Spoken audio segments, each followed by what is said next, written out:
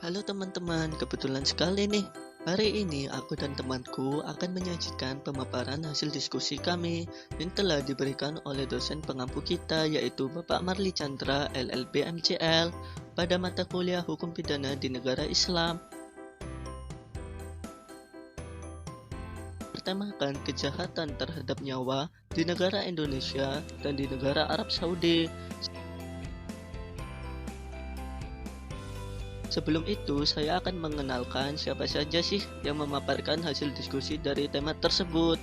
Yang pertama ada teman saya, Ahmad Syaraf Hakiki. Untuk yang kedua ada saya sendiri, Ahmad Hijrah Firmansyah. Dan ketiga ada teman saya, Dini Ardiana Aprilia. Untuk selanjutnya akan dijelaskan oleh teman saya tentang kejahatan terhadap nyawa di Indonesia. Pembahasan pertama yaitu mengenai kejahatan terhadap nyawa di Indonesia. Kejahatan terhadap nyawa adalah kejahatan berupa penyerangan terhadap nyawa orang lain. Kejahatan terhadap nyawa dalam Kitab Undang-Undang Hukum Pidana atau KUHP dibedakan atas dua dasar, yaitu atas dasar kesalahannya dan atas dasar objeknya atau nyawa. Hal ini telah termuat pada bab 19 tentang kejahatan terhadap nyawa yang diatur dalam pasal 338 sampai 350. Dalam pasal tersebut telah diatur mengenai kejahatan yang ditujukan terhadap jiwa manusia, kejahatan yang ditujukan terhadap jiwa anak yang sedang atau baru lahir, dan kejahatan yang ditujukan terhadap anak yang masih dalam kandungan. Kejahatan terhadap nyawa atas dasar kesalahannya dibagi menjadi dua. Yang pertama, dilakukan dengan sengaja. Yang kedua, dilakukan dengan tidak sengaja. Yang pertama, dilakukan dengan sengaja. Kejahatan terhadap nyawa yang dilakukan dengan sengaja disebut atau diberi kualifikasi sebagai pembunuh yang terdiri dari: yang pertama, pembunuhan biasa dalam bentuk pokok dutslak. Yang kedua, pembunuhan yang diikuti, disertai, atau didahului dengan tindak pidana lain. Yang ketiga, pembunuhan berencana. Yang keempat, pembunuhan ibu terhadap bayinya pada saat atau tidak lama setelah dilahirkan. Yang kelima, pembunuhan atas permintaan korban. Yang keenam, penganjuran dan pertolongan pada bunuh diri. Yang ketujuh, pengguguran dan pembunuhan terhadap kandungan. Yang kedua, dilakukan dengan tidak sengaja.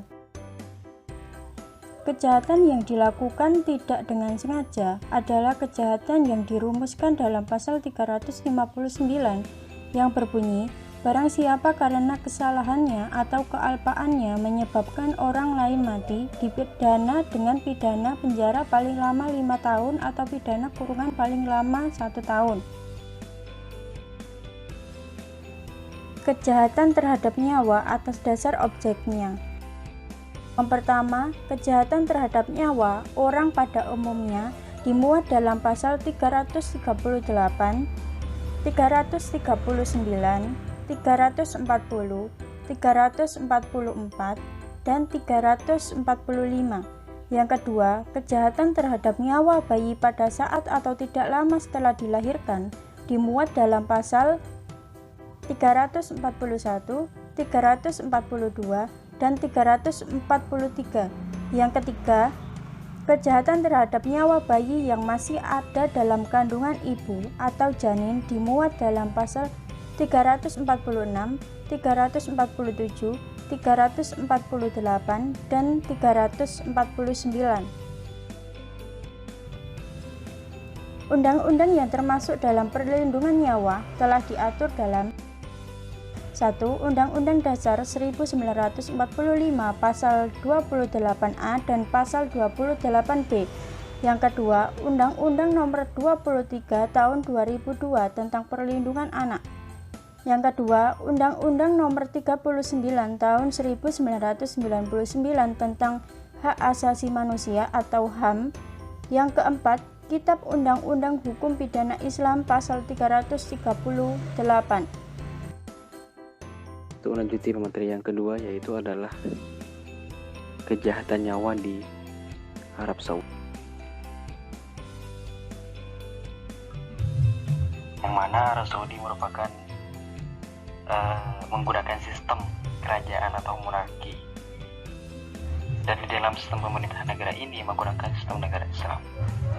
Jadi dasar hukum di Arab Saudi itu menggunakan dasar hukum Al-Quran dan Hadis, di mana Al-Quran dan Hadis itu sendiri merupakan undang-undang dasar yang diterapkan di Arab Saudi atau yang telah ditetapkan di Arab Saudi.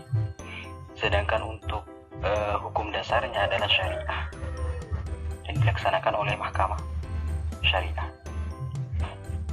Selanjutnya itu di negara Arab Saudi, apabila ada seseorang yang terbukti membunuh, maka akan mendapatkan hukuman, yaitu berupa kisos atau hukuman mati. Jadi hukuman tersebut dapat dibatalkan apabila pelaku mendapatkan ampunan dari pihak keluarga korban. Jadi hukuman itu tidak dapat terlaksana apabila pelaku itu telah mendapatkan maaf dari pihak keluarga. Namun hukumannya akan diganti dengan diat atau denda. Jadi tidak hanya berupa maaf, akan tetapi diganti dengan diat atau bisa dikenal dengan denda. Pembunuhan terdapat golongan yang kemudian akan berdampak pada hukuman yang akan diterima oleh pelaku. Ada pembunuhan sengaja, pembunuhan tidak sengaja, dan pembunuhan semi sengaja.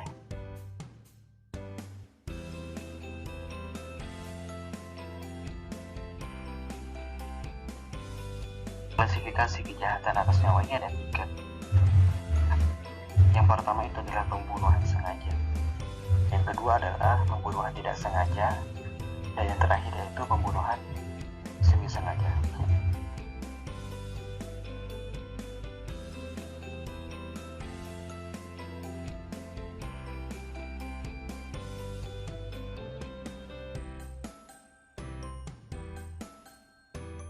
Di mana pembunuhan disengaja adalah perbuatan yang dilakukan oleh seseorang dengan tujuan menghilangkan nyawa orang lain dengan menggunakan alat yang dipandang layak untuk membunuh. Terdapat beberapa unsur di dalam pembunuhan sengaja. Yang pertama adalah korban yang dibunuh adalah manusia yang bernyawa. Kemudian kedua adalah kematian merupakan akibat atau hasil dari, dan yang terakhir yaitu adalah pelaku tersebut secara sadar berniat untuk membunuh. Jadi hukuman yang dijatuhkan hukuman yang akan dijatuhkan apabila tiga unsur ini telah terlaksana, maka berupa hukuman kisos atau hukuman mati. Nah, hukuman selanjutnya adalah diat atau denda yang harus dibayar.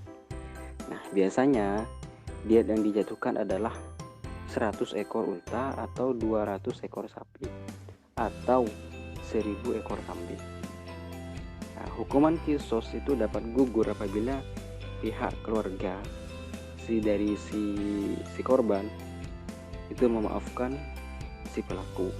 Namun perlu digarisbawahi bahwasanya si pelaku itu harus diwajibkan untuk membayar diat atau denda kepada pihak keluarga. Kemudian selanjutnya itulah pembunuhan tidak sengaja.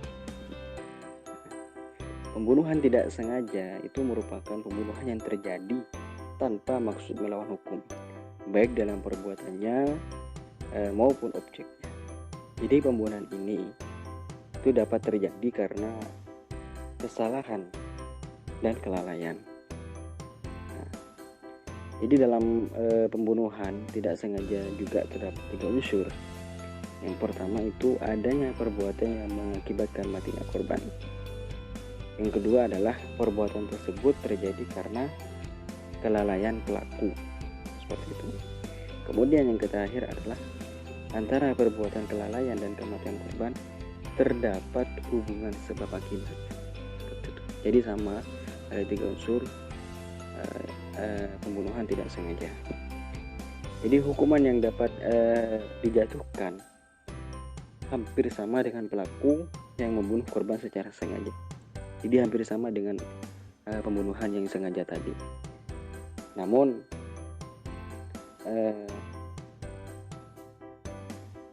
si pelaku tidak dikenai hukuman kisos. Nah, jadi hanya membayar diat atau juga denda. Jadi di pembunuhan tidak sengaja ini hanya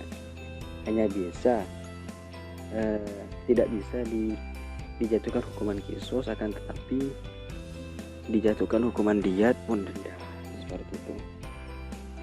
Baik itu berarti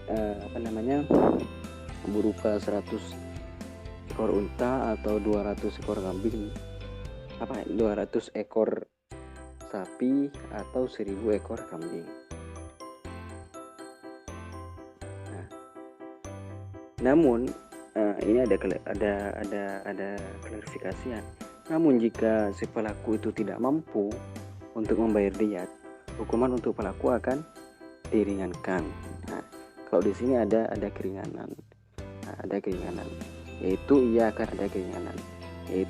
akan dikenakan hukuman kafarat atau dapat memerdekakan hamba mukmin, atau bisa dikatakan dengan budak, memerdekakan budak. Nah, gitu. Jadi kalau sekarang itu memang nggak ada budak seperti itu. Jika ia tidak mendapatkan hamba, maksudnya jika dia tidak mendapatkan seorang budak, maka hukumannya itu diganti dengan berpuasa selama 2 tahun berturut-turut. Nah, jadi titik perbedaannya antara pembunuhan sengaja itu ya ini. Jadi ada si pelaku itu tidak mampu untuk membayar diat atau denda. Jadi, tadi itu bukan 2 tahun tapi 2 bulan berturut-turut. Pembunuhan semi sengaja. Jadi pembunuhan semi sengaja ini perbuatan yang sengaja dilakukan kepada orang lain dengan tujuan mendidik. Nah, pembunuhan ini terjadi karena terdapat 2 unsur. Yang pertama itu unsur kesengajaan, dan yang kedua adalah unsur kekeliruan. Contoh, unsur kesengajaan adalah ketika ada pelaku yang lain sampai meninggal. Sedangkan unsur kekeliruannya adalah pelaku tersebut tidak berniat membunuh. Bagi pelaku pembunuhan semi sengaja sama seperti pelaku pembunuhan tidak sengaja. Jadi pelaku harus membayar diat, dan jika tidak mampu ia harus memerdekakan budak atau berpuasa selama 2 bulan berturut-turut. Hakim dapat memberikan pilihan hukuman berdasarkan perbuatan yang dilakukan oleh pelaku, yaitu keluarga dapat memberikan pilihan hukuman yang akan ditentukan kepada si pelaku atau bisa memaafkan. Nah, jadi seperti itu.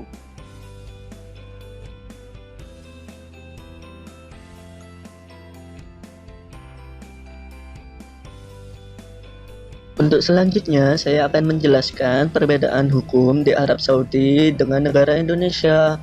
Arab Saudi merupakan salah satu negara yang mempunyai sistem hukum yang berbeda dengan negara lainnya. Salah satunya mengenai eksekusi hukuman mati. Hukuman di Arab Saudi dengan Indonesia berbeda karena di sana menerapkan hukum Islam berdasarkan Al-Quran dan berlaku hukum qisas atau hukuman mati terhadap pembunuh.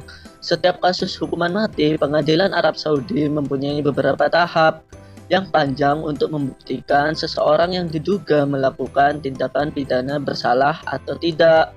Untuk menentukan vonis hingga eksekusi memerlukan waktu bertahun-tahun.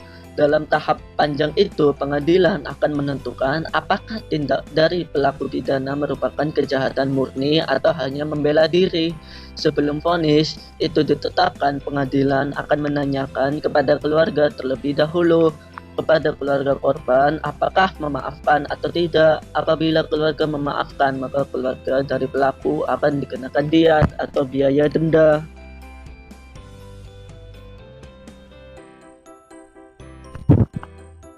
Setelah begitu banyak mendengarkan pemaparan dari saya dan teman saya, di sini saya akan memberikan studi kasus yang dihadapi oleh Darsam binti Dawud Tawar ini. muncul tahun 2007 ketika dia dituduh membunuh majikan laki-lakinya, warga Yaman yang bermukim di Arab Saudi. 2 tahun kemudian, pengadilan Riyadh memutus Darsem bersalah dan menjatuhkan hukuman mati. Pemerintah Indonesia lewat pengacara Arab Saudi yang ditunjuk telah mengajukan banding yang juga akan mengajukan amnesti agar Darsem dibebaskan dari hukuman mati. Dasarnya, kata Direktur Perlindungan WNI Departemen Luar Negeri Tatang Razak, Darsem membunuh majikan sebagai tindakan membela diri. Menurut keterangan Darsem bahwa dia membunuh karena dia membela diri, karena katanya akan diperkosa, makanya dia akan membela diri. Namun, bila permohonan amnesti ditolak, pemerintah Indonesia siap membayar uang darah agar Darsem tidak tawar bebas dari keharusan menjalani eksekusi hukuman mati. Meski sejak awal keluarga majikan minta kisos atau nyawa dibayar dengan nyawa, awal tahun ini salah satu ahli waris korban mengeluarkan keputusan pemaafan dengan syarat harus membayar kompensasi senilai 2 juta rial atau sekitar 4,7 miliar.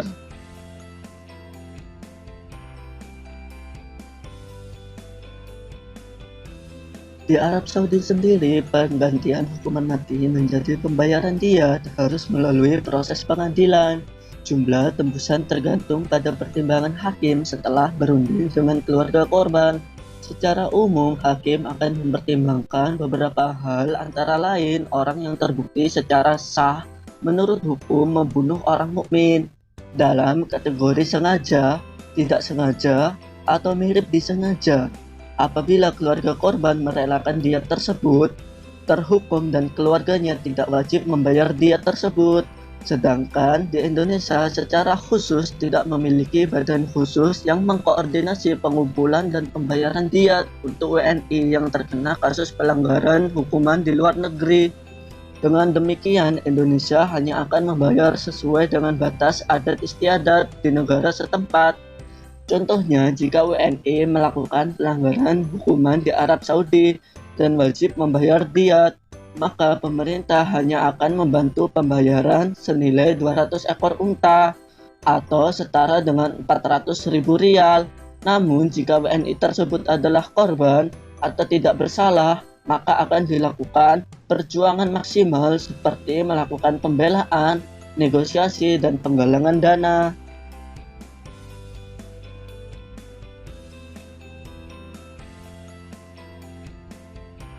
Baik, itu tadi adalah hasil pemaparan diskusi dari kami. Semoga teman-teman menikmati apa yang kami berikan dalam hasil diskusi kami. Jika ada salah kata, saya selaku perwakilan memohon maaf sebesar-besarnya. Semoga apa yang telah kami berikan bermanfaat untuk para pendengar. Terima kasih.